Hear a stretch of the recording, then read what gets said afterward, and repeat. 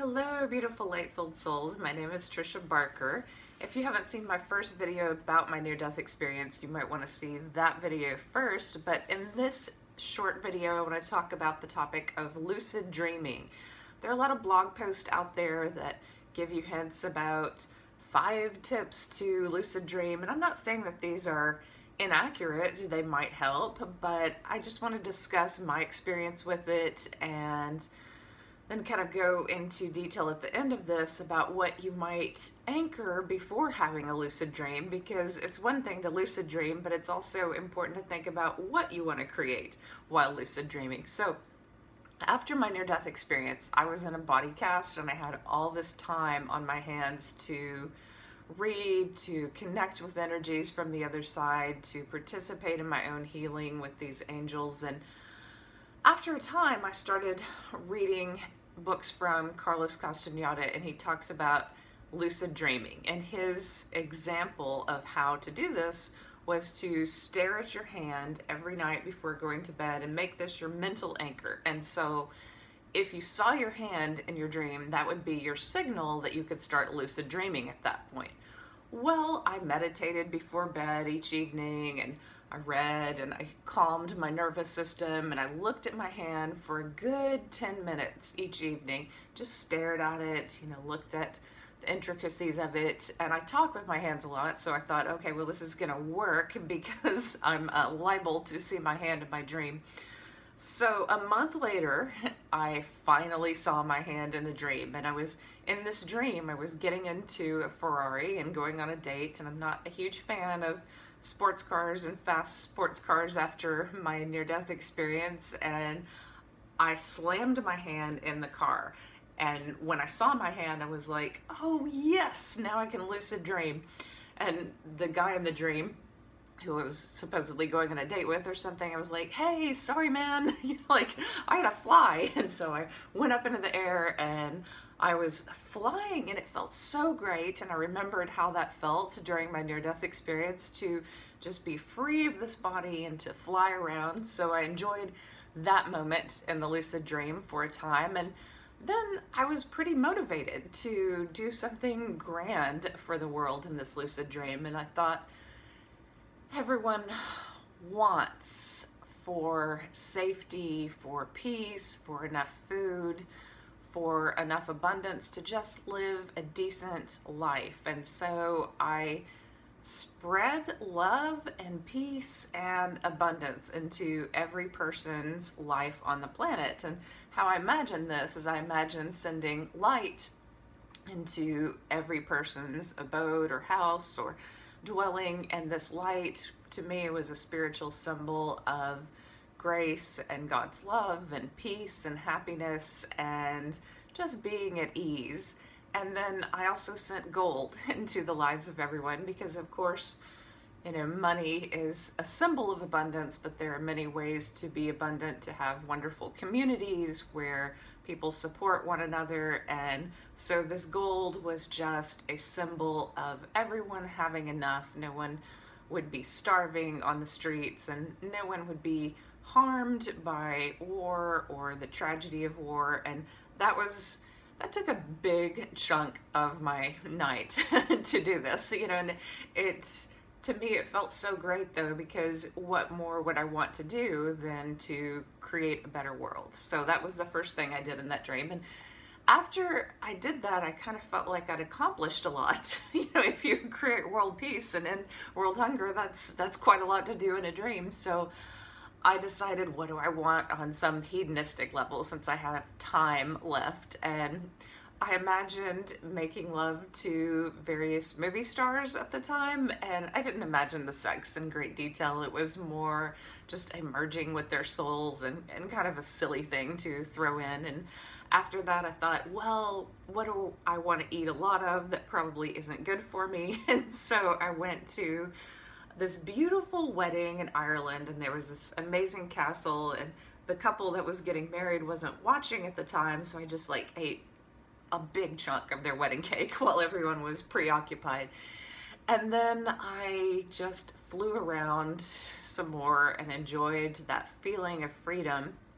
And I thought, well, I'm gonna have to return to my body soon, so what do I want to experience now? And what I decided to experience was what it would be like to be a genius, a creative genius like Mozart. I love music, but I don't compose music. I'm creative in other ways, and I wanted to feel what it would be like to be so excited and know that you created something that sounds so amazing and would transcend, your lifetime and be in the lives of others for hundreds of years, thousands of years perhaps, who knows, but how long people will still be listening to Mozart. But I wanted that feeling that he must have felt in creating many of those symphonies. So as I was flying in the sunrise, I erased my mind from all the sounds that I had heard, and I felt the music just entering my soul, like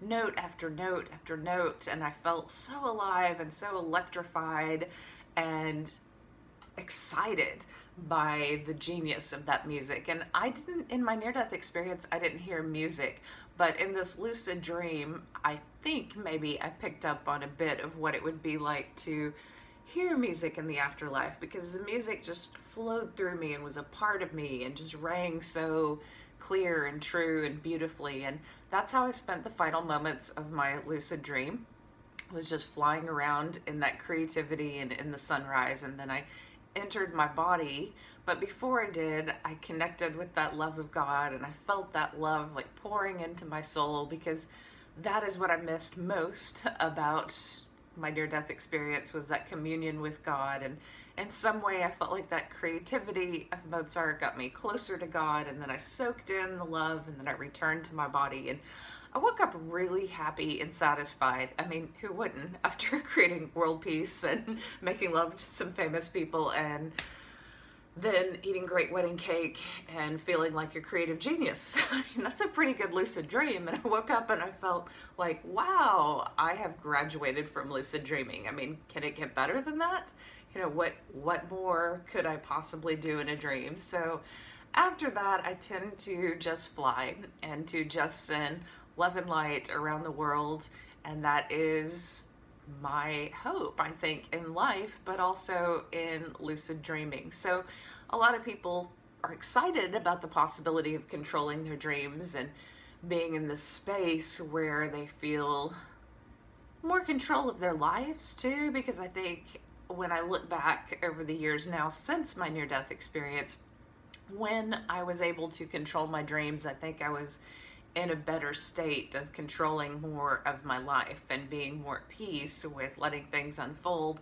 When I was really struggling or really stressed at work, or there was just too much going on, sometimes my lucid dreams were kind of funny. Like, I would have a jetpack on and I would only get, so far off the ground, and I was just going along in traffic, just barely above traffic, and I was like, no, this is not what flying is about. I know what it's like to be a rocket and look at this whole world and send love and light into the lives of others. So when you think about making an intention to lucid dream, a lot of what these blog posts say is probably accurate. You need to turn off technology, maybe read and meditate before bed, really set an intention, and maybe you can set an intention to have lucid dreaming happen quicker for you than a month, but don't give up. I mean, I tell you how long it took me, and I was in this state of not having anything to do other than heal my body, and I was coming out of this profound spiritual experience. So it might take a little bit more time than you would like it to learn how to lucid dream, but keep at it. And then know that, life stresses do have a way of interfering with our dreams, and what we eat and what we watch and all of these things can cross wires. There's a interesting movie that I saw years ago called The Science of Sleep, but I think it's pretty accurate about dreams, and that idea that, some dreams are premonition dreams, some dreams are contact with ancestors or with loved ones in that state.